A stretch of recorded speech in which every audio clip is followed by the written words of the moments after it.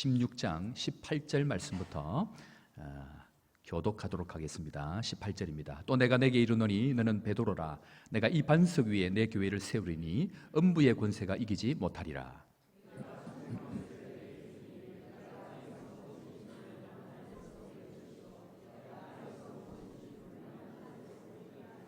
다 같이 봅니다. 이에 제자들에게 경고하사 자기가 그리스도인 것을 아무에게도 이르지 말라 하시니라. 아멘. 계속해서 18장 15절부터 20절까지 말씀 함께 교독합니다. 내 형제가 죄를 범하거든 가서 너와 그 사람과만 상대하여 권고하라. 만일 들으면 내가 내 형제를 얻은 것이요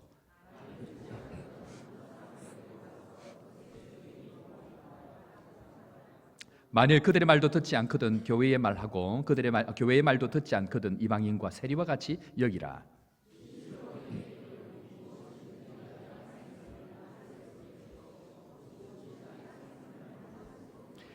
진실로 다시 너희에게 이르노니 너희 중에 두 사람이 땅에서 합심하여 무엇이든지 구하면 하늘에 계신 내 아버지께서 그들을 위하여 이루게 하시리라.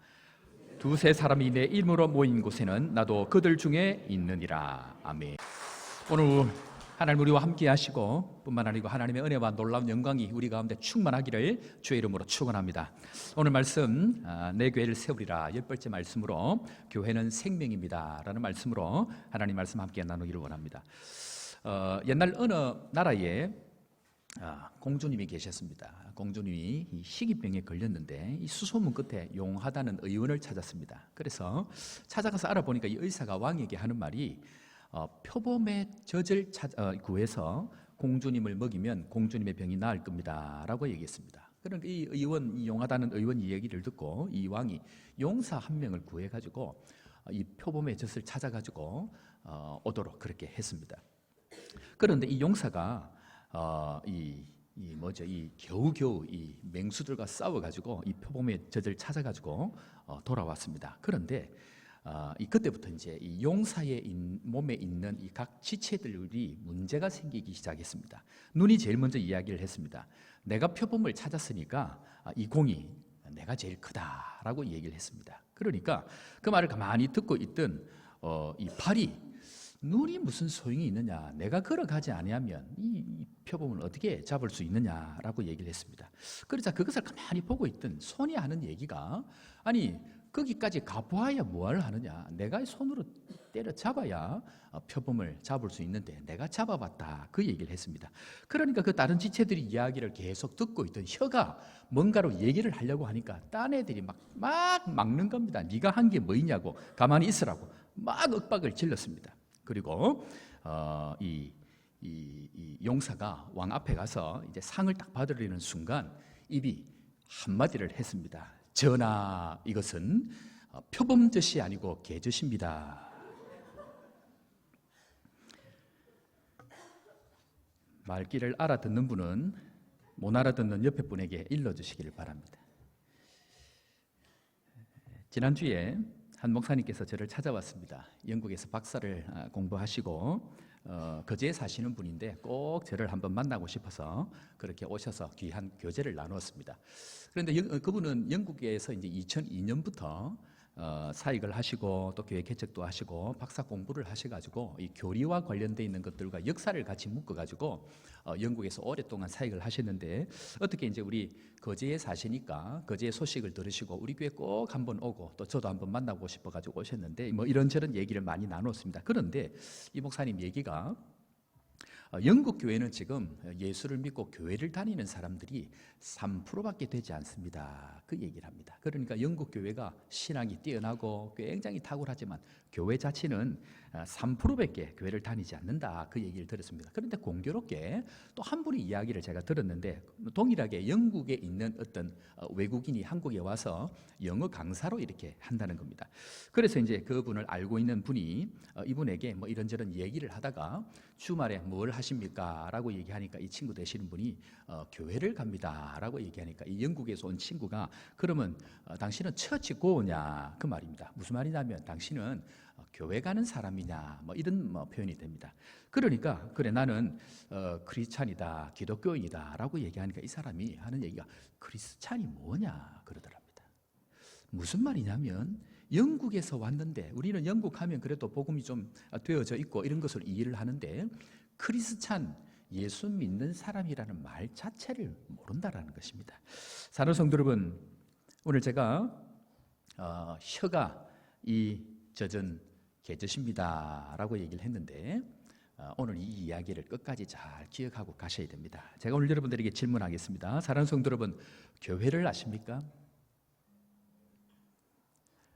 길거리를 가다 보면 거제도는 그런 사람이 없는데 시내를 나가 보거나 하면 많은 이렇게 이 행인들이 지나갈 때에 굉장히 멋지고 이쁜 여자들이 저에게 찾아옵니다. 그리고 묻습니다. 손을 이렇게 잡을 듯 말 듯 하면서 도를 아십니까? 라고 합니다.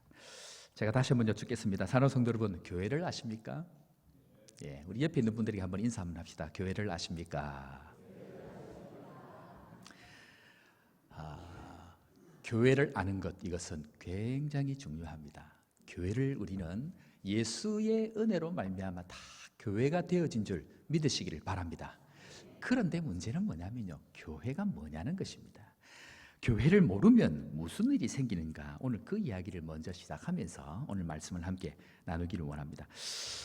교회를 이해하지 못하면 무슨 소리가 들리는가, 오늘 말씀 우리가 읽은 내용 중에 23절에 가보면요, 16장 23절에 가보면 오늘 이상한 얘기를 하는데요. 우리 16장 23절, 우리 방송 시스템을 들어오네요. 23절 다 같이 한번 보도록 하겠습니다. 23절입니다. 시작. 예수께서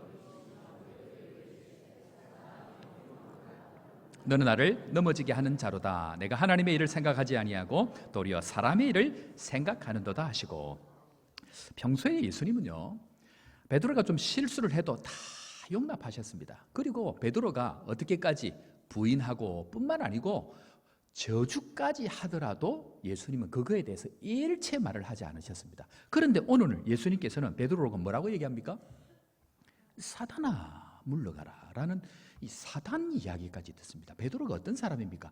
베드로에게 베드로 너 나를 따르라 그럴 때에 베드로는 집도 버려두고 아비도 버려두고 배와 그물까지 전부 버려두고 예수님을 쫓았는데, 오늘 도대체 이 말씀이 뭐라고 그 헌신을 하고 있는 베드로에게 이 사단아라는 얘기까지 지금 하고 있느냐는 것입니다. 이유는 한 가지입니다. 베드로는 교회가 뭔지를 몰랐습니다. 교회가 모를 때 일어나는 일이 뭐냐면요, 나도 모르는 사이에 내가 무슨 소리를 듣게 됩니까?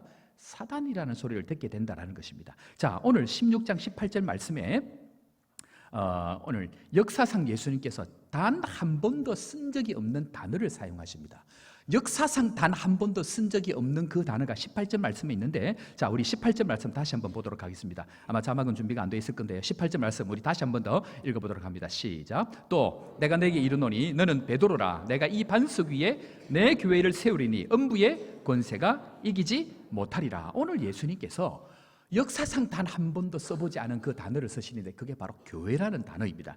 여러분, 우리가 잘 알지만 신약에 와서 성령께서 임하십니다. 그 전까지는 성령께서 임하신 적이 없습니다. 부분적으로 임하셨습니다. 그럼에도 불구하고 구약 성경에 보면 성령이라는 단어를 무려 7번이나 정확하게 쓰고 있습니다. 그래서 한 번도 오지 않았던 그 성령이라 할지라도 성령은 구약에서 이미 표면적으로 또 기록을 통해서 나와 있는 단어인데, 교회라는 이 단어는 오늘 여기서 처음 사용을 하니까 베드로뿐만 아니고 제자들도 이 단어가 무슨 말인지를 이야기는 들었지만 이해를 못하고 있다는 것입니다. 그러니까 베드로가 예수님께서 이 반석 위에 교회를 세우겠다라고 이야기하니까 그것에 반대를 하는 것이 아니고 그것은 좋습니다라고 얘기하는데, 내가 죽을 것이다, 내가 고난을 당할 것이다, 내가 십자가를 질 것이다 하니까 예수님 절대로 그러면 안 됩니다 라고 하면서 사탄이라는 이야기를 듣습니다. 제자들이 이해한 것은 교회를 세우겠다 그러니까 제자들이 이해한 것은 자기들이 생각했던 어떤 조직을 생각합니다. 한 겁니다. 그게 뭐냐면 어떤 나라의 형태들,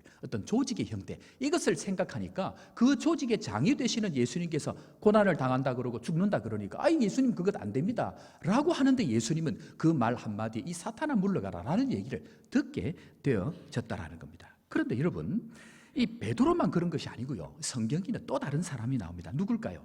그것은 바로 사도 바울입니다. 사도 바울은 태어날 때부터 하나님 앞에 선택된 백성으로 로마 시민권까지 가지고 열심히 하나님을 사랑했습니다. 그런데 이 사도 바울에 있어서 치명적인 약점이 뭐냐면 그는 동일하게 무엇을 몰랐을까요? 교회를 몰랐습니다. 교회를 모르니까 놀라운 어려움들을 당하는데 뭘 오해했는가? 자, 예수님께서 핍박하는 이 사도 바울을 다메섹 도상에서 다메섹으로 가는 그 길에서 사울아 사울아 하고 부릅니다. 그러니까 베드로가 뭐라 그럽니까? 당신이 누구십니까? 라고 얘기하니까 예수님께서 나는 내가 핍박하는 예수다 라고 사도행전 9장 5절에 나옵니다. 우리 사도행전 9장 5절 우리 다시 한번 자막이 준비되어 있으니까 사도행전 9장 5절 다 같이 한번 읽습니다. 대답하되 주여 니시니까 이르시되 예수라. 우리는요 교회를 모르면 열심히 할수록 있습니다. 그런데 열심히 할수록 핍박자가 되고요, 열심히 할수록 예수님께 책망받을 가능성이 많은 것이 바로 이 교회에 대한 이야기입니다. 우리의 문제가 뭐냐면요, 하나님의 은혜로 예수를 알게 되었습니다. 하나님의 은혜로 교회가 되었습니다. 이것 하나님 앞에 감사하는 여러분들 되기를 주의 이름으로 축원합니다. 그런데 문제는 뭐냐면요, 교회는 되었는데 교회가 뭔지를 잘 모른다는 것입니다. 태어는 났습니다. 그런데 사는 것이, 어떻게 사는 것이 잘 모르듯이 교회는 되었는데 교회가 무엇인지를 잘 모르기 때문에 우리는 늘 하나님 앞에 어려운 일을 당하고 열심히 할수록 하나님의 뜻과 나의 뜻, 오늘 베드로에게 하신 말씀, 네가 하나님의 일은 생각하지 아니하고 누구의 일? 사람의 일을 생각하는구나 라고 하는 책망을 바로 듣게 되어져 있다는 것입니다. 사랑하는 성도 여러분, 우리가 내 교회를 세우리라 라는 이 말씀을 우리가 계속 묵상하고 말씀을 듣고 있는데, 말씀을 통해서 교회를 알아가고 교회가 교회됨의 은혜가 우리 거제 호산나 교회 가운데 풍성하기를 주의 이름으로 축원합니다. 자, 그렇다고 하면 교회가 무엇인가 한번 따라하겠습니다. 교회는 말씀을 먹는 말씀의 공동체입니다. 말씀의 공동체인데 이것을 다른 말로 얘기하면 예수를 먹는 공동체다, 그렇게 이야기할 수 있습니다. 무엇을 먹는다고요? 예수를 먹는 공동체다. 자, 이 말씀이 왜 이렇게 중요한가? 교회는 예수님의 반석 위에 세워졌습니다. 그러니까 교회는 예수님입니다. 그런데 이 교회는 예수님이면서 동시에 예수님의 말씀을 먹는 공동체가 바로 교회입니다. 그러니까 교회는 말씀의 공동체이면서도 무엇을 먹는? 예수 그리스도를 먹고 마시는 곳이 교회라는 것입니다. 자, 이것이 어떻게 나왔는가 한번 보겠습니다. 이스라엘 백성들이 출애굽을 했습니다. 그런데 40년 광야의 길을 걷게 되어졌습니다. 그런데 하나님께서 이 이스라엘 백성들에게 반드시 먹어야 되는 한 가지를 주셨습니다. 그것이 무엇입니까? 만나입니다. 만나를 먹어야만이 살 수 있는데 이 만나의 상징은 바로 예수 그리스도를 의미합니다. 반드시 만나를 먹어야만이 살 수 있도록 광야의 삶은 만나를 먹는, 즉 예수 그리스도를 먹는 예표요 상징으로 만나를 주셨다라는 것입니다. 그래서 예수님께서 이 땅 가운데 오셔서 시험을 받으실 때에 마귀가 돌이 변하여 떡이 되게 하라라고 얘기할 때 예수님 뭐라고 말씀하셨습니까? 사람이 떡으로만 살 것이 아니요 하나님의 입에서 나오는 모든 말씀으로 살 것이다 라고 이야기하면서 말씀을 먹어야만 되는 것을 다시 한 번 더 확인하고 있다는 것입니다. 그러니까 우리가 곧 죽는다 할지라도 말씀이 아니면 우리의 삶 자체가 의미가 없다. 그래서 교회는 무슨 공동체입니까? 말씀의 공동체다. 즉 예수 그리스도를 먹는 공동체다. 그렇게 이야기를 할 수가 있습니다. 때문에 사랑하는 성도 여러분, 말씀이 우리 안에 충만하게 되어져서 생명의 역사가 일어나는 거제 호산나 교회 되기를 주의 이름으로 축원합니다. 자, 이것은 그냥 이 광야 만나만 이루어진 것이 아니고요, 이 만나를 먹기 전에 이미 그 전으로 다시 올라갑니다. 자, 출애굽해서 나올 때에 모든 장자들은 다 생명이 이 죽음에 이르게 되어졌습니다. 그런데 하나님께서 모세를 통해서 뭐라고 얘기합니까? 뭘 잡아서? 어린 양을 잡아서 거기에 나오는 피를 임방과 문설주에 발라서 그 입구에 발라있는 그 피를 보는 죽음의 천사는 그 집을 넘어가게 됩니다. 그리고 피를 뺀 그 어린 양을 어떻게 합니까? 그 어린 양을 온 가족이, 한 공동체가 한 마음으로 그 어린 양을 찢지 아니하고 자르지 아니하고 통째로 그것을 같이 뜯어먹는 것이 교회다라고 얘기를 했습니다. 그래서 예수 그리스도의 몸을 같이 먹는 것이 교회 공동체입니다. 그리고 한 가지를 더 먹습니다. 뭘 먹습니까? 어린 양과 함께 무교병, 즉 누룩이 없는 떡을 먹는다. 즉 무교병 떡, 그것은 바로 예수 그리스도를 먹는 것이라는 것입니다. 그러니까 교회는 예수 그리스도의 몸된 무엇? 말씀을 함께 먹는 말씀의 공동체다라는 것을 우리에게 먼저 말씀하고 있다라는 것입니다. 사랑하는 성도 여러분, 교회는요, 말씀을 잃어버리면 길을 잃어버립니다. 말씀이 길을 잃어버리면 길을 잃어버립니다. 그래서 이 교리적으로 교회의 은혜의 수단 세 가지를 이야기합니다. 교회가 은혜를 받는 수단 세 가지가 혹시 뭔지 아십니까? 그것은 첫 번째 말씀, 두 번째 성례, 세 번째 기도입니다. 은혜를 받는 수단 세 가지, 말씀, 성례, 기도입니다. 그런데 이것은 은혜를 받는 수단이기도 하지만 또 교회가 무엇인지를 보여주는 세 가지 표지가 있습니다. 교회의 표지 세 가지라고 얘기하는데 그것은 다시 말씀, 그리고 성례, 그리고 마지막은 권징, 이 세 가지를 이야기합니다. 그러니까 참된 교회가 되려고 하면 반드시 뭐가 있어야 됩니까? 말씀이 있어야 되고, 그 다음에 성례, 성례가 왜 중요한가? 성례는 성찬식을 얘기합니다. 예수 그리스도의 몸과 살과 피를 먹고 마시는, 눈으로 볼 수 있는 실제화되어 있는 것, 말씀을 듣는 것과 같이 실제 먹고 마시는 것, 성찬, 그것을 성례라고 얘기합니다. 그리고 마지막 세 번째는 뭐라고요? 권징을 얘기합니다. 칠의를 얘기합니다. 오늘 이 문제를 이야기하는데, 하나님께서는 교회를 세워갈 때에 이 은혜의 수단 그리고 교회의 표지, 이 세 가지 공통점이 무엇입니까? 그 공통점은 바로 말씀이라는 것입니다. 그러니까 교회는 모든 것이 말씀을 중심으로 움직여가는 공동체이기 때문에 말씀이 정지가 되어지면 그때부터 그 교회는 무엇을 잃어버립니까? 길을 잃어버리고 생명력을 잃어버리게 된다는 것입니다. 초대교회에 그렇다고 하면 과연 이것이 적용이 되어졌는가? 초대교회가 성령을 받고 난 이후에 어떻게 변했습니까? 성령을 받고 난 이후에 초대교회가 어떤 모습으로 변했죠? 너 것, 내 것이 없이 나누고 또 떡을 함께 먹고 그리고 함께 예배하고 함께 찬양하는 사람이 되었습니다. 그런데 이게요, 요 일이 일어나기 전에 그 앞에 전제가 하나 붙습니다. 그 말씀을 사도행전 2장 41절 42절 말씀이 있는데 우리 이 시간 다 같이 한번 보도록 하겠습니다. 사도행전 2장 41절 42절 다 같이 봅니다. 그 말을 받은 사람들은 세례를 받음에 이날에 신도의 수가 3,000이나 더하더라 까지 해서 잠깐 봅시다. 3,000명이나 사람들이 들어왔습니다. 이것은 하나님의 강권적인 은혜입니다. 베드로가 주는 그리스도의 살아계신 하나님의 아들이라고 고백한 것이 자기의 의지와 자기의 노력이 아니고 혈과 육이 아니고 하나님께서 알게 하셨기 때문에 구원의 역사는 하나님이 이끌어 가십니다. 그런데 그 뒤에 나옵니다. 자, 42절 말씀 우리 계속해서 보겠는데요, 다 같이 봅니다. 그들이 사도의 가르침을 받아 서로 교제하고 떡을 떼며 오로지, 자, 오늘요 그대로 드십시오. 서로 교제하고 떡을 떼고 뒤에 보면 기도하고 그리고 너 것 내 것 없이 나눈다 그랬습니다. 그런데 요 이끌어가는 것을 저 뒤에 따라오는 것을 중심으로 하고 있는 그 내용이 뭡니까? 그들이 무엇에? 사도들의 가르침을 받아라고 합니다. 그러니까 교회는 많은 일들이 있지만 그 한가운데 뭐가 있냐면 말씀이 있다라는 것입니다. 말씀이 없는 곳에는 생명의 역사가 일어날 수가 없습니다. 말씀이 있는 그곳에 교회는 튼튼하게 세워지고 그 말씀 자체가 반석이신 예수 그리스도이기 때문에 육화되어져 있는 이 말씀이 예수 그리스도가 우리 가운데 함께 되는 것은 바로 말씀밖에 없기 때문에 교회는 무슨 공동체입니까? 말씀의 공동체다, 그렇게 이야기를 하고 있습니다. 우리 교회 지금 계속해서 하나님 은혜를 주셔서 하나님 주신 말씀을 따라 지금까지 잘 오고 있습니다. 그런데 주일 예배 또 각종 예배들, 수요 예배 또 새벽기도 그리고 뿐만 아니고 우리 각종 구역권찰, 양육반 이런 모임들이 있는데 이 모습을 가만히 보면요, 예배와 또 훈련받고 가르침을 받는 꾸준하게 그 자리에 나오는 사람과 그렇지 않고 그냥 주일만 한번 왔다 갔다 하는 사람과의 영적인 수준은 반드시 차이가 납니다. 그러니까 우리가 얼마만큼 자라느냐면요, 하나님의 말씀, 예수 그리스도의 말씀이 내 안에 들어오는 것만큼 자라기 때문에 우리는 하나님 앞에 이 말씀이 들어오는 것만큼 자라게 되어 있습니다. 그러니까 기회가 있을 때마다 무엇을 따라가야 됩니까?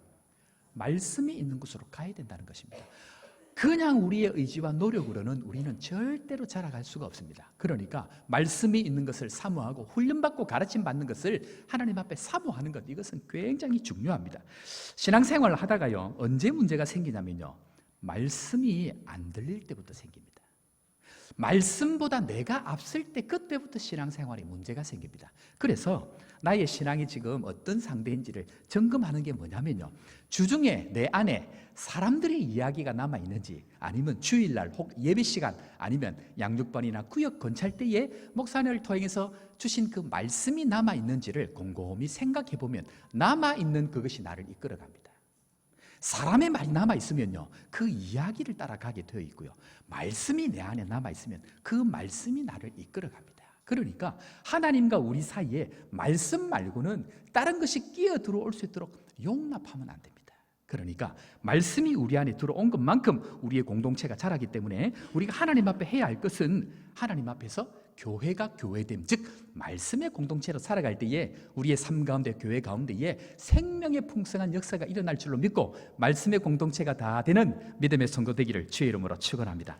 자, 그런데요, 요 기초를 놓고 예수님께서 오늘 베드로에게 말씀하셨던 주는 그리스도 살아계신 하나님의 아들입니다 라고 하고 난 그 이후의 말씀이 이 베드로와 제자들이 알았을까요? 몰랐을까요?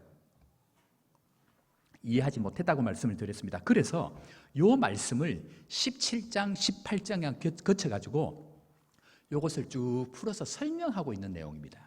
그래서 18장은 어떤 의미에서는 베드로가 고백하고 난 이후에 예수님께서 말씀하셨던 그 내용을 풀어주고 있는 해설서와 같은 내용이기 때문에 오늘 읽었던 말씀 앞뒤를 중심으로 우리는 이 말씀을 잘 이해할 때에 교회가 교회됨을 이해할 수 있기 때문에 오늘 이 말씀을 함께 계속해서 한번 살펴보기를 원합니다. 자, 먼저 예수님께서 말씀하시는 교회는 어떤 교회인가? 그것은 조금 긴데 한번 따라합시다. 교회는 잃은 자를 찾고 잃지 않는 것에 전부를 겁니다. 한마디로 얘기하면요, 교회는요, 생명을 열고 닫을 수 있는 공동체입니다. 생명을 열고 닫을 수 있는 유일한 이 땅의 공동체가 바로 교회라는 것입니다. 자, 오늘 우리가 이 16장 18절에 읽었던 말씀을 오늘 18장 18절에 그대로 다시 한번 설명을 하고 있습니다. 똑같은 내용인데 이 내용이 도대체 어떤 의미로 베드로에게 말씀하셨는지를 오늘 이 말씀을 볼 텐데, 우리 18절 말씀 다 같이 봅니다. 진실로 너희에게 이르노니 무엇이든지 땅에서 풀면 하늘에서도 풀리리라. 교회는 제가 뭐라 그랬습니까? 교회는 잃은 자를 찾고 찾은 자를 절대로 잃지 않는, 이게 중요합니다. 찾은 자를 절대로 잃지 않기 위해서 전부를 거는 것이 교회입니다. 어떤 의미에서는 교회는 잃은 자를 찾는 것도 중요하지만 찾은 자를 잃지 않기 위해서 목숨을 다하는 공동체가 바로 교회입니다. 오늘 그 말씀을 예수님께서 설명하고 있는데, 제가 오늘 이 말씀을 드리니까 여러분들 마음에 와 닿습니까? 안 닿습니까? 닿으시는 분들은 은혜 가운데 계실 거고, 닿지 않으신 분들은 오늘 예수님께서 책망하셨던 제자들과 비슷한 수준입니다. 그러니까 걱정 안 하셔도 됩니다. 자, 이 말이 잘 안 다가옵니다. 그러니까 제자들이 동일한 모습인데 이것이 잘 다가오지 않을 때에 나타나는 증상이 있습니다. 그것이 18장 1절입니다. 18장 1절을 가보면 이것이 마음에 안 오고 교회가 뭔지를 잘 모를 때에 나타나는 증상, 18장 1절 우리 다 같이 한 번 더 말씀 찾아보도록 하겠습니다. 18장 1절 다 같이 봅니다. 그때에 제자들이 예수께 나와 이르되 천국에서는 누가 크니까? 교회를 잘 이해하지 못하는 사람들이 유일한 관심사가 뭐냐면요, 뭡니까? 누가 높으냐 하는 것입니다.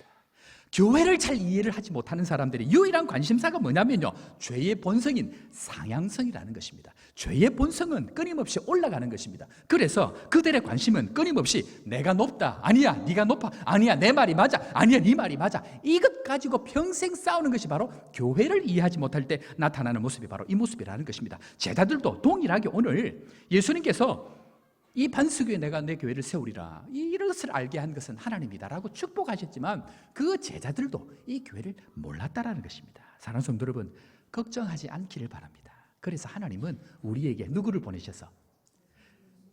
예수님은 이미 오셨고 성령을 보내셔서 우리 안에 말씀을 깨닫게 하시고 말씀을 풀어주시고 교정하시고 시정하시고 깨우쳐 주셔가지고 다시금 그 길을 갈 수 있도록 우리를 인도해 가시는 그 성령께서 우리 안에 계시고 함께 하신다는 거 믿으시고 그 성령께 나 자신을 내어리고 이끄시는 대로 따라가는 믿음의 성도 되기를 주의 이름으로 축원합니다. 그런데 이 예수님께서 이상한 대답을 하십니다. 상식적으로 제자들이 누가 높냐 누가 남냐 이 질문을 하면 뭐라고 대답을 해야 되겠습니까? 우리 어제 아니죠. 이렇게 새로 오실 목사님이 이제 오시게 됩니다. 그래서 이번 주 목요일 날 광고하겠지만 목사님이 오시는데 코끼리도 하기 싫어하는 개척교회를 5년 동안 하시다가 저희 교회 오게 되시는데 여러분들 오시면 좀 많이 격려해 주시고 이번 주 목요일 날 아마 이사를 오실 겁니다. 그런데 이 목사님 이 키가 큰 거예요. 키가 뭐 거의 180 가까이 이렇게 되시는데 옆에서 보면 제가 큰지 이 오시는 목사님이 큰지 잘 몰라. 그러니까 옆에 있던 김창태 목사님이 딴 분한테 묻는 거예요. 예를 들어서 권사님 보기에 우리 담임 목사님이 큽니까? 오시는 새 목사님이 큽니까? 이렇게 물어요. 신앙이 없는 분은 그걸 물을 것 같습니다. 우리의 관심이 뭐냐면요, 눈에 보이는 것, 누가 크냐, 누가 작냐. 제자들도 교회가 된다라고 예수님께서 교회를 불렀는데 제자들 마음 가운데는 네가 크냐 내가 크냐 이 관심을 가지고 있는데 예수님은 대답은 이상한 소리를 합니다. 자, 18장 1절부터 14절까지가 한 결론을 냅니다. 14절까지. 근데 18장 전체는 한 이야기입니다. 이게 떨어진 얘기가 아닙니다. 근데 1차 결론을 내는데 14절 말씀 우리 다 같이 한번 더 보도록 하겠습니다. 18장 14절 다 같이 봅니다. 이와 같이 이 작은 자 중에 하나라도 잃는 것은 아니 누가 크냐 누가 작냐 이 말을 물었는데 예수님은 지금 뭘로 결론을 냅니까? 한 사람이라도 잃는 것이 하나님 아버지의 뜻이 아니다. 잃느냐 잃지 않느냐, 크냐 작냐를 물었는데 잃느냐 잃지 않느냐로 예수님께서 결론을 거기서 내고 있더라는 것입니다. 그러니까 세상은요, 누구를 장관을 세울 건지, 누구를 대통령을 세울 건지 유일한 관심이 그겁니다. 그런데 우리의 관심, 교회의 관심은 뭐가 되어야 됩니까? 한 사람이라도 잃지 않도록 하는 것에 마음을 두는 것, 그것이 바로 교회라는 것입니다. 예수님께서는 오늘 지금 그 이야기를 우리에게 하고 있습니다. 때문에 예수님께서 말씀하시는 교회의 본질이 무엇인가? 그것은 14절에 오늘 나와 있는 말씀처럼 작은 자 하나라도 잃지 않는 것 뿐만 아니고 14절 앞에 계속 나와 있는 내용이 잃은 한 사람을 끝까지 찾아내는 것, 이것이 교회의 본질이라는 것입니다. 오늘 예수님께서는 누가 크냐 누가 낮냐는 이 세상 조직과 세상의 방법, 세상의 원리가 아니고 영적인 원리로 교회됨의 유일한 근거는 바로 땅에서 매면 하늘에서도 매이고 땅에서 풀면 하늘에서도 풀리라는 이 설명을 하기 위해서 한 사람이라도 잃지 아니하고 찾는 것, 그것이 바로 교회의 본질이다라고 말씀하고 있습니다. 높아지기 위해서 살면요, 사람은 반드시 잃게 되어져 있습니다. 높아지기 위해서 맞다 틀리다를 이야기하면 반드시 사람을 잃게 되어져 있습니다. 나는 모를 수 있습니다. 그러나 내가 높냐 내가 맞냐 아니냐를 다투는 그 시간 동안 누군지는 알지 못하지만 영혼은 잃어져 가고 있다는 것이 바로 교회의 모습이라는 것입니다. 목사가 언제부터 문제가 생기는지 아십니까? 목사가 언제부터 문제가 생길까요? 이미 문제가 생겼습니까? 목사가 문제가 생기는 것은요, 딴 게 아닙니다. 조금이라도 더 높아지려고 할 때부터 문제가 생깁니다. 언제 교회가 문제가 생기냐면요, 조금이라도 내가 맞다는 것을 증명하기 시작하는 그 순간부터 목사가 문제가 생긴다는 것입니다. 그래서 사랑하는 성도 여러분, 저를 위해서 기도해 주셔야 됩니다. 제가 져야 될 때는 져야 됩니다. 그리고 잃은 그 한 사람의 마음을 다하고 잃지 않도록 최선을 다해서 머리를 숙여 있는 그 한 가지를 붙들고 갈 수 있도록 저를 위해서 기도해 주시기를 부탁을 드립니다. 그렇게 할 때에 우리가 이 교회의 교회됨을 지켜갈 수가 있습니다. 뿐만 아니고요, 교회가 언제부터 문제가 생기냐면 이 작은 소자에 대해서 마음을 두는 것이 아니고, 잃은 양, 잃어버릴 만한 양에 대해서 마음을 두는 것이 아니고, 내가 맞다는 것을 증명하기 위해서 자기 소리를 낼 때부터, 그때부터 교회는 성장하지 못합니다. 주변에 있는 교회를 여러분 곰곰이 한번 생각해 보십시오. 이 원리들이 그대로 적용이 됩니다. 높냐 남냐 맞냐 틀렸냐를 따지고 증명해내는 순간, 그때부터 교회는 영혼들을 잃어가게 되어져 있다는 것입니다. 교회를 이제는 이 말씀을 통해서 우리가 알고 나서부터는 딴 것 가지고 우리가 하나님 앞에 씨름하면 안 됩니다. 무엇에 대해서 씨름해야 됩니까? 한 영을 잃지 않도록 그것을 위해서 뭐까지 할 수 있습니까? 맞다 틀렸다를 내려놓을 수 있는 겸손함이 필요한 것이 바로 교회의 모습이라는 것입니다. 그래서 사랑하는 성도 여러분, 우리 딴 것 하지 말고 겸손하기를 주의 이름으로 축원합니다. 이것이 할 때에 하나님은 우리 마음 가운데에 생명의 역사를 만들어 간다는 것입니다. 우리 교회에 하나님께서 새 가족들을 많이 보내주고 계십니다. 그런데요, 하나님께서 우리를 어떻게 보시냐면요, 사람을 보내줄 때에 혹 영혼들이 올 때에 그 한 사람을 내가 대하는 것으로 나를 대합니다. 새 가족이 혹 왔는데 연약한 사람, 상처받은 사람, 아픈 사람들이 이렇게 왔을 때에 그 어린 영혼들을 내가 대하는 것으로 내가 교회냐 아니냐를 하나님께서 바라보신다는 것입니다. 그 모습이 있을 때에 우리는 진정한 교회로 세워져 갈 수 있기 때문에 우리 교회 안에 또 새로운 분들이 오시고 또 연약한 성도들이 있지 않습니까? 육체적으로도 힘들고 병이 들고, 오늘 우리 장로님 너무 참 귀한 기도를 해주셨는데 아픈 사람뿐만 아니고 아픔을 당한 그 가족들 얼마나 어렵습니까? 그래서 그들을 기억하면서 기도할 때에 그 아픈 분도 치료해 주시지만 아픔을 당한 그 가정을 옆에서 치료하는 그들을 위해서 작은 반찬이라도 하나 만들고 힘드니까 불러서 식사라도 한번 대접하고, 또 우리 교회에 왔던 분들 혹 정착하지 못할까 싶어가지고 불러서 식사라도 대접하고 이야기라도 한번 걸어주고, 이 잃은 자, 소자, 연약한 자들을 향해서 마음이 열려지는 교회가 될 때에 우리 교회는 진짜 좋은 교회로 세워갈 줄로 믿으시기를 주의 이름으로 축원합니다. 하나님은 바로 이것을 우리에게 말씀하시고, 그래서 우리는 말씀의 공동체다, 그렇게 이야기합니다. 자, 그리고 중요한 것은 이제 지금부터인데요, 세 번째인데요, 이 하나님 앞에 이 영혼을 잃지 않기 위해서 오늘 읽었던 14절 말씀 이후에 예수님께서 본격적으로 땅에서 메고 또 땅에서 풀고 하는 이 말씀을 하시는데, 이 세 번째 교회는 어떤 공동체인가 한번 따라하겠습니다. 강구의 공동체입니다. 자, 이것이 이제 그 이후에 연결되는 교회의 모습인데, 자, 18절 말씀 우리 한번 읽도록 하겠습니다. 18절 말씀 다 같이 봅니다. 18절, 진실로 무엇이든지 너희가 땅에서 메면 하늘에서도 메일 것이요, 무엇이든지 땅에서 풀면 하늘에서도 풀리리라. 자, 오늘 요 얘기는요, 18절 말씀에 나와 있는 요 단락은 사실은 교회의 세 가지 표징, 뭐라 그랬습니까? 말씀과 성례와 권징이라 그랬습니다. 오늘 요 말씀은 권징에 해당되는 내용입니다. 그런데 이 권징이 왜 나왔는가? 여러분, 사람이 하나님의 은혜로 교회가 되었습니다. 그런데 교회로 살다 보면 반드시 우리가 죄의 본성을 가지고 있기 때문에 문제가 생깁니다. 그러면 그것을 가만히 두면 무교병, 즉 누룩이 없는 떡을 먹어야 되는 것처럼 죄를 그대로 두면 이 죄는요, 굉장히 못된 성질이 있습니다. 그 못된 성질이 뭐냐면 한번 따라하겠습니다. 전염병. 내가 뭔가 병이 걸리면, 죄의 병이 걸리면 옆에 사람 금방 걸려버리는 거예요. 그러니까 요거를 차단하기 위해서 보호하고, 그 다음에 교회를 이렇게 뭐라 그러죠? 제대로 세워가기 위해서는 이 권징, 칠이라는 것을 반드시 그 안에 두어야 됩니다. 그러니까 이것은 한 사람을 어떻게 힘들게 하기 위해서 만든 것이 아니고 무엇을 보호하기 위해서? 교회를 보호하기 위해서는 반드시 필요한 것이기 때문에 요 7위를 만듭니다. 그래서 교회의 표징은 바로 7위가 들어가고 건징이 들어간다, 이렇게 말씀합니다. 그런데 요 말씀을 왜 하시느냐? 요 말씀은 땅에서 매면 하늘에서도 매이고 땅에서도 풀면 하늘에도 풀리는 요 건징을 얘기하는데, 요 말씀을 왜 하셨냐는 얘기를 지금 하고 있는 겁니다. 그것은 요 한 사람을 내어 쫓기 위해서 말씀하시는 것이 아니고, 요 한 사람을 어떻게 하기 위해서? 구원해내고 살려내기 위해서 최소한의 방편으로 이것을 만들어 놓았다라는 것을 이야기하고 있다는 것입니다. 오늘 우리가 읽었던 14절 말씀, 18장 14절 말씀 이 전에 보면, 18절 말씀 전에 보면 이 얘기하는 이 원리가 있습니다. 그것은 한 사람이 예를 들어 죄를 지었습니다.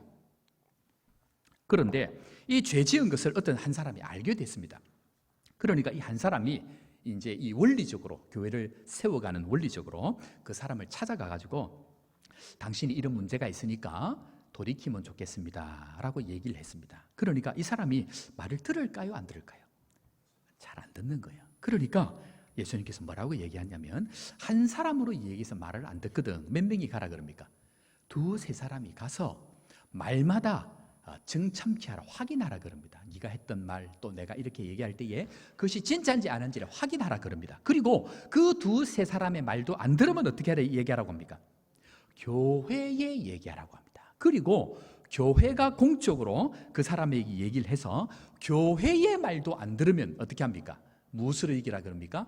이방인과 세리와 같이 여기라 라고 얘기합니다. 그것이 바로 18장 18절의 말씀을 베드로에게 얘기했던 그 말씀의 내용입니다. 18장 18절 우리 다시 한 번 더 그런 맹당으로 다시 한번 읽어보도록 하겠습니다. 18장 18절 말씀 다 같이 봅니다. 진실로 너희에게 이르노니 무엇이든지 너희가 땅에서 매면 하늘에서도 매일 것이요 무엇이든지 땅에서 풀면, 자, 그래서 핵심은요, 그 사람을 어렵게 하기 위해서가 아니고 요 사람을 끝까지 세워가는 방법을 세 단계를 통해서 거쳐간다는 것입니다. 그러니까 한 사람이 이야기하고 두세 사람이 이야기하고 그리고 교회까지 갑니다. 그런데 요 교회가 그만큼 중요한데 이 교회의 결정이 결국은 무엇입니까? 요 교회의 결정이 한 성도를 천국으로 보내느냐 마느냐, 천국 백성으로 받느냐 마느냐를 결정하는 이 땅의 최종 권위이기 때문에 이 교회는 중요하다는 얘기입니다. 자, 그러면 이 얘기를 들으니까 우리가 걱정이 좀 되지 않습니까? 무슨 걱정이 됩니까? 그러면 교회가 제대로 못하면 어떻게 합니까? 그죠? 그래서 교회는 목사를 아무나 세우면 안 됩니다. 그래서 교회는 장로님들을 아무나 세우면 안 됩니다. 대충 교육도 안 받고 대충 훈련도 안 받고 권사나 장로님을 아무나 세우면 그 교회는 어떻게 될까요? 요 문제, 천국을 열고 닫는, 생명을 열고 닫는 문제가 생기기 때문에 철저한 훈련의 과정을 통해서 인정이 되고 확인이 되고 완전히 온 교회가 인정이 된 사람들을 하나님 앞에 리더로 세우는 것이 바로 리더십이라는 것입니다. 그러니까 요 일을 해나가기 위해서는 우리는 교육해야 됩니다.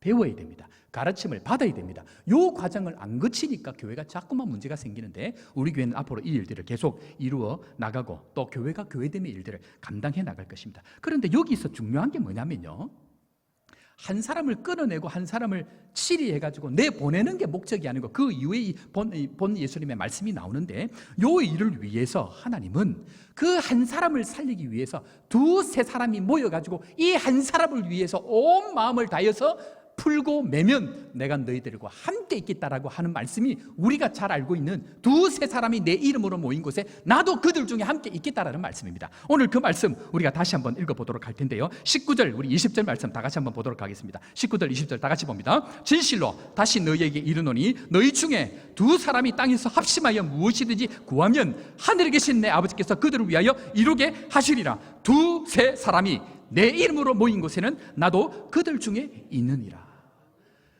이런 은혜가 우리 가운데 있기를 주의 이름으로 축원합니다. 하나님은요, 교회까지 가기 전에 뭡니까? 두세 사람이 한 영혼을 위해서 목숨을 다하여 기도하고 땅에서 그를 위해서 기도하면 예수님께서 그 한 영혼을 위해서 나도 그들 중에 있겠다는 얘기입니다. 나도 그들 중에 함께 있어서 한 영혼을 세워가는 길에 온 마음을 다하여 함께 하겠다는 것이 바로 예수님의 마음이라는 것입니다. 사랑하는 성도 여러분, 우리는 지금까지 한 영혼 그 소자 하나에 대해서 쉽게 생각하고 살았습니다. 그래서 그 한 영혼이 혹 문제가 있고 혹 아픔이 있고 혹 새 가족이 오거나 다른 교회에서 우리 교회에 왔을 때에 오는 갑에 가는 갑에 배가 둥둥 떠다니는 그런 교회들이 이 세상에 얼마나 많은지 모릅니다. 그런데 예수님은 뭐라고 얘기하십니까? 그 한 영혼을 위해서 두세 사람이 모여서 그것을 위해서 합심하여 온 마음을 다하여 기도하면, 그것을 무엇이든지 그것들을 위해서 기도하면, 무엇이든지 그 사람이 살아나기 위해서 기도하면 하늘에서 내 아버지께서 그들을 위하여 이루게 하시리라. 그래서 나도 그들 중에 함께 있을 것이다. 이것을 믿으시기를 바랍니다. 그래서 우리가 포기하면 그 사람은 죽습니다. 두세 사람이 포기하면 그 사람은 일어날 수 있는 길이 없습니다. 내가 그 사람을 붙들고 기도하지 않고 하나님 앞에 그 이름을 부르지 않으면 그 사람은 천국 갈 수 있는 길이 없기 때문에 두세 사람이 모여 그 한 사람을 위해서 기도하라고 오늘 예수님께서 우리에게 강구하고 있다는 것입니다. 그것이 바로 땅에서 매면, 땅에서 풀면 하늘에서도 풀리고 닦이는 이 일을 한다는 것입니다. 때문에 사랑하는 성도 여러분, 교회가 해야 될 일이 무엇인가? 교회는 영혼을 위한 강구가 끊어지면 교회는 죽습니다. 영혼을 위한 강구가 끊어지면 교회는 죽습니다. 교회의 본질은 영혼을 세우기 위해서 강구하는 공동체인데 그 한 사람을 세우기 위해서 두세 사람이 이름을 붙들고 기도하자는 일이 끊어지면 그 교회는 자라가지 못합니다. 그래서 우리가 하나님 앞에 해야 될 것이 무엇인가? 그것은 바로 두세 사람을 붙들고 하나님 앞에 기도하고 나아가는 것. 요 일을 해야 되는데 하나님 앞에 지금 우리 교회가 많은 은혜를 하나님 주셔서 VIP, 구역 초청 이 일들을 하고 있는데 하나님께서 요 일 가운데에 우리가 함께 기도할 때에 새로운 생명의 천국의 역사가 일어날 줄로 믿으시기를 주의 이름으로 축원합니다. 그래서 요 전대 축자뿐만 아니고 요 일을 시작으로 하나님께서 은혜로 우리에게 엄마들의 기도, 그 MIP 기도를 하게 하셨습니다. 이미 하게 하셨습니다. 요 기도의 핵심이 뭐냐면 한 사람의 이름을 붙들고 기도하는 것입니다. 요 기도를 했던 엄마의 기도를 했던 계속했던 교회들은요 놀라운 하나님의 역사들을 경험하고 있습니다. 그냥 기도하면 안 되고요. 몇 사람이 두세 사람이 함께 기도하는 게 필요합니다. 그래서 제가 이것을 하나님 앞에 벌써 마음을 받고 기도하는 가운데에 가칭입니다. 다이아몬드 영적 관리 혹은 상급줄 영적 관리 뭐 이렇게 가칭을 제가 붙여봤는데 세 명이서 한 영혼을 붙들고 전도하고 기도하고 그리고 그 사람이 왔을 때 이게 교회 안에서 정착하고 계속 신앙할 때까지 세 사람이 붙들어서 기도하고 진행을 합니다. 이걸 앞으로 우리가 영적인 운동 차원에서 진행을 할 겁니다. 그러니까 마음이 맞는 이거는 뭐 구역이고 나이고 상관이 없습니다. 자기와 마음이 맞는 사람 세 사람을 짝을 잡습니다. 그리고 그 세 사람과 함께 한 영혼의 이름을 붙들고 한 영혼도 좋고 두 영혼도 좋고 이름을 계속 불러가면서 기도하고 그 사람을 찾아가고 만나고 그리고 이후에 교회에 오면 정착하고 앞으로 신앙생활에서 제대로 잘 성장하는 일꾼이 될 때까지 그 세 사람이 한 영혼을 붙들고 가는 것, 그것이 다이아몬드법입니다. 그래서 빛이 나게 하는 것, 또 이 잠언에 있는 말씀처럼 삼겹줄은 끊어지지 아니한다라는 말씀처럼 세 사람이 그것을 관리하는 이 일을 진행을 하려고 합니다. 그래서 교회는 딴 것이 아니고 요 한 영혼을 세워가기 위해서 두세 사람이 함께 합력하여 이름을 부르고 관리하는 이것이 있어질 때에 우리 교회 안에 영적인 부흥의 역사가 충만할 줄로 믿으시기를 주의 이름으로 축원합니다. 그런데요, 요 일을 할 때에 걸림돌이 하나 있습니다. 그것이 바로 18장 15절 말씀인데 요 얘기를 하니까 베드로가 이상한 얘기를 합니다. 아니 예수님, 우리가 이렇게 이제 예수님 말씀대로 해야 되는데 이 베드로가 질문을 하는데 그게 뭐냐면요, 반드시 지나가야 되는 내용인데 18장 22절 말씀 우리 한번 봅니다. 18장 22절 말씀 우리 다 같이 봅니다. 22절 예수께서 이르시되 내게 이르노니 7번뿐 아니라 7번을 70번까지라도 할지니라. 이게 무슨 말이냐면요, 베드로가 그러면 우리가 누군가와 먼저 세 사람이 함께 해야 되고 또 뿐만 아니고 그 죄 지은 한 사람 혹은 연약한 한 사람을 해야 되는데 죄 지은 사람을 우리가 얼만큼 용서하면 될 수 있겠습니까? 라는 얘기를 묻는 겁니다. 그 이야기의 맥락이 요 맥락에서 나온 겁니다. 그러니까 예수님께서 뭐라고 얘기합니까? 7번만 하면 돼 라고 하지 아니하고 7번에 70번, 즉 끝도 없이 하라는 얘기입니다. 한 사람 세워가는 데 있어서 용서는 끊임없이 하고 뿐만 아니고 세 사람이 함께 그 사람을 케어할 때에 이 세 사람이 죄를 지은 사람에 대한 용서의 마음이 없으면요, 이 문제가 풀어지지 않고요, 함께 붙어있는 그 세 사람 안에서도 이 용서의 강을 지나지 않으면 이 일이 이루어질 수 없습니다. 그러니까 하나님은 먼저 내 마음 가운데에 용서의 마음을 가진 이 마음을 가지고 또 죄 지은 그 사람을 향해서 용서의 마음을 가지고 강구해야만이 천국이 열리는 은혜가 있다는 것을 베드로를 통해서 오늘 말씀을 하고 있다는 것입니다. 때문에 사랑하는 성도 여러분, 내 마음이 용서하지 않으면 천국을 경험하지 못합니다. 가장 먼저는 내가 용서가 안 되면요, 내 안에 천국이 임하지 못하고 내가 용서하지 않으면 죽어가는 저 한 사람 살리지를 못합니다. 그래서 제가 지난주에도 말씀을 하셨는데 요 일이 일어나기 전에 꼭 기억해야 하는 것, 옆에 사람 한번 인사합시다. 네가 더 낫다. 반대쪽에 인사 한번 합시다. 네 말이 맞다. 이거는요 너무 심각하게 가면 안 됩니다. 그냥 지난 세월은요 잊어버려야 됩니다. 지난 세월 묵상하면요 쓰레기를 묵상하는 거예요. 그거 빨리 잊어버리고 주님께서 우리에게 말씀하시는 내용이 뭐냐면요, 몸된 교회 한 몸이기 때문에 그 한 사람, 제가 오늘 서두에 말씀을 드렸죠. 실컷 다 잘하고 입이 다 나타나고 전하 그것은 개저시옵니다. 요 말 한마디 하면 끝이는데 성경은 오늘 18장 10절에 오늘 18장 동일합니다. 그 내용을 그대로 기록하고 있습니다. 18장 10절 우리 다 같이 한번 읽어보도록 하겠습니다. 18장 10절 다 같이 봅니다. 삼가 이 작은 자 중에 하나라도 업신여기지 말라. 너희에게 말하노니 그들의 천사들이 하늘에서 하늘에 계신 내 아버지의 얼굴을 항상 배옵느니라. 오늘 성경 말씀대로 하면요, 그 작은 소자 하나에게 하나님께서 다 전령을 붙여가지고 천사들이 그에게 일어나는 모든 이야기들을 하나님께 전부 고한다는 얘기예요. 그래서 초라한 그 사람이 외롭고 어려울 때에 다른 한 사람이 먹여줄 때 천사가 하나님께 가서 직고하는 거예요. 하나님, 이 소자 하나가 있는데 누가 오늘 찾아와가지고 반찬 하나를 가져왔습니다. 외로워서 벌벌 떨고 있을 때에 누군가가 찾아와서 옷 하나를 덮어주고 가면 오늘 말씀대로 하니까 천사가 내 아버지의 얼굴을 늘 뵙는데 찾아가서 또 그 얘기를 하는 거예요. 그래서 마지막 날 주님께서 양과 염소를 심판할 때에 뭘로 심판하느냐? 바로 이것으로 심판합니다. 그러니까 우리 마음 가운데에 우리가 딴 것 붙들지 아니하고 옆에 있는 한 사람이 하는 것이 곧 내가 됩니다. 그러니까 네가 아니고요, 너는 나답니다. 교회는 네가 아닙니다. 너는 나다. 나는 너고 너는 나다. 혀가 한마디 놀림으로 이 몸이 박살이 나는 것처럼 옆에 있는 한 사람의 그 이야기, 그 한 사람의 고백이 결국 우리 전부를 세워가는 하나로 가는 것이 바로 한 몸을 먹는 어린 양을 먹는 교회이기 때문에 우리는 생명의 공동체, 하나된 공동체뿐만 아니고 강구의 공동체이기 때문에 영혼 한 사람을 위해서 간구하고 이 일에 온 교회가 합력해서 하나님의 영광을 보는 믿음의 성도 되기를 주의 이름으로 축원합니다. 제가 이 말씀을 준비하는데 문득 찬양 하나가 생각이 나는 거예요. 오래전에부터 많이 불렀던 찬양인데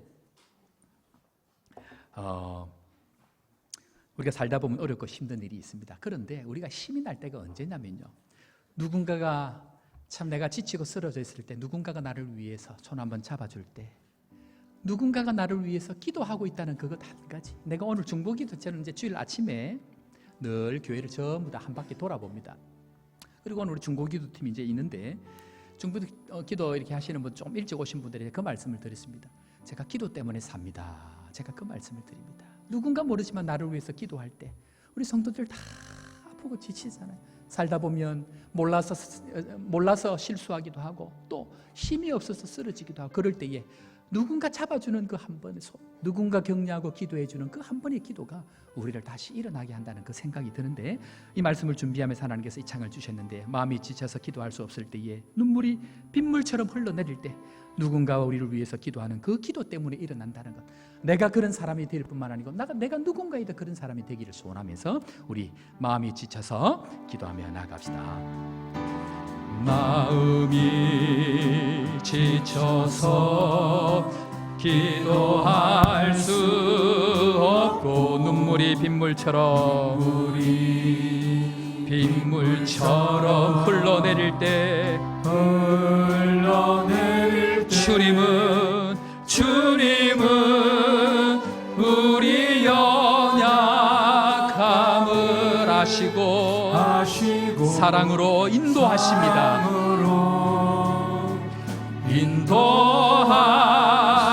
인도하시네. 누군가 널 위해, 누군가 널 위하여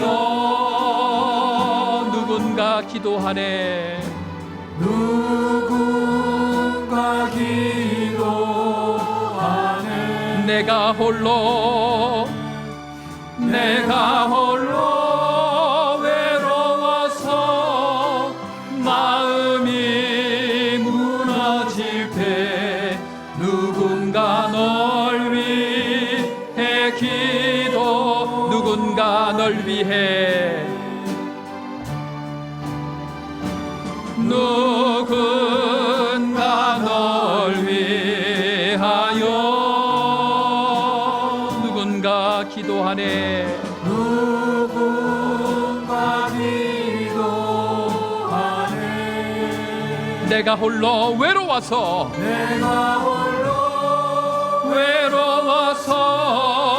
마음이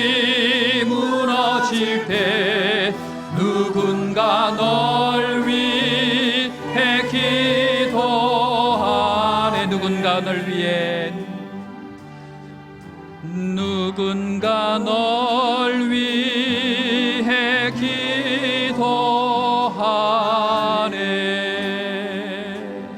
우리 시간 하나님 앞에 한번 기도합시다. 기도할 때에 조용히 눈을 감고 하나님, 내가 어려울 때에 누군가 나를 위해서 기도하고 있다는 것 기억하게 하시고, 뿐만 아니고 교회가 교회됨은 어린 소자, 연약한 사람을 위해서 손 한번 내밀어 주는 것, 마음으로 안아주는 것, 그를 위해서 기도하는 것이 이 기도의 공동체, 간구의 공동체 교회인데, 하나님 우리가 이 모습을 회복할 수 있도록 주님 함께하여 주시고, 다시 한번 교회가 교회되는 축복을 나에게 허락하여 주옵소서. 함께 동성으로 주님 앞에 기도하며 나아가겠습니다. 하나님 아버지, 은혜를 감사합니다. 주님 우리와 함께하여 주시고 놀라운 사랑으로 인도하여 주신 것 감사합니다.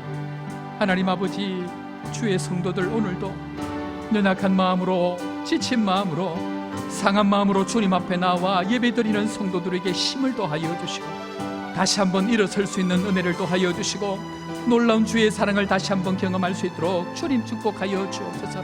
지금까지 누가 높냐 누가 낮냐, 네 말이 맞냐 내 말이 맞냐를 따지고 살았던 우리의 모든 연약함들을 주님 불쌍히 여겨주시고, 다시 한번 하나님 앞에 주님께서 원하시는 생명의 공동체, 말씀의 공동체, 기도의 공동체가 될 수 있도록 축복하여 주옵소서.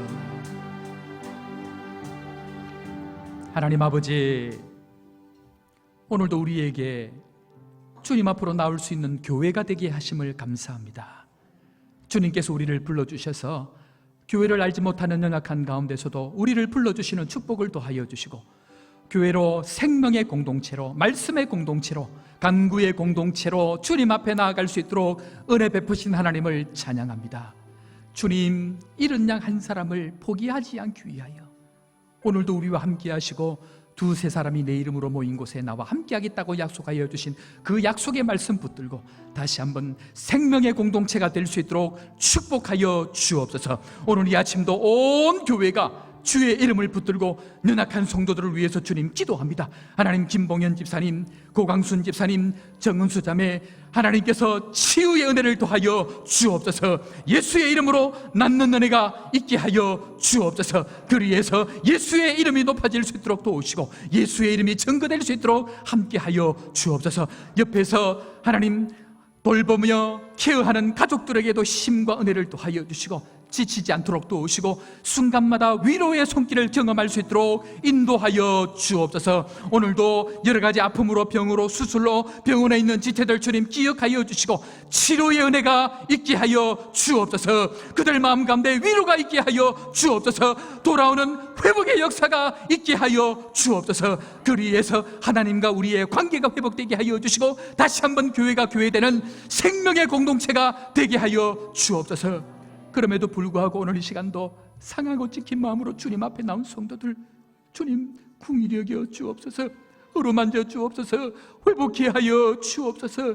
그리해서 다시 한번 말씀을 통하여서 우리의 인생이 일어설 수 있는 은혜가 있도록 축복하여 주옵소서. 교회의 정축이 진행됩니다. 주님, 아름답게 왕궁될 수 있도록 역사하여 주옵소서. 작은 것 하나까지도 세밀하게 간섭하여 주시고, 사람을 보내어 주시고, 좋은 사람들, 좋은 물자들 만날 수 있도록 도우시고, 수고하는 종들에게 힘과 위로와 건강과 지혜와 물질의 풍성함들을 더하여 주셔서 이 일을 통하여 하나님의 채우시는 능력을 마음껏 경험할 수 있도록 역사하여 주옵소서. 이 일을 위해 헌금한 모든 성도들에게도 하나님 채우시는 은혜가 넘치도록 주님 인도하여 주시고, 마음의 기쁨과 평화가 넘치게 하여 주시고, 드리고 바친 것 이상의 교회를 섬길 때 주시는 체험의 은혜를 경험케 하여 주옵소서. 오늘도 주님 앞에 나와 마음이 상한 자들에게 힘과 용기를 더하여 주시고, 예수를 먹고 마심으로 새로운 생명을 경험하는 은혜의 시간 되게 하여 주옵소서. 구주 예수님의 이름으로 기도합니다.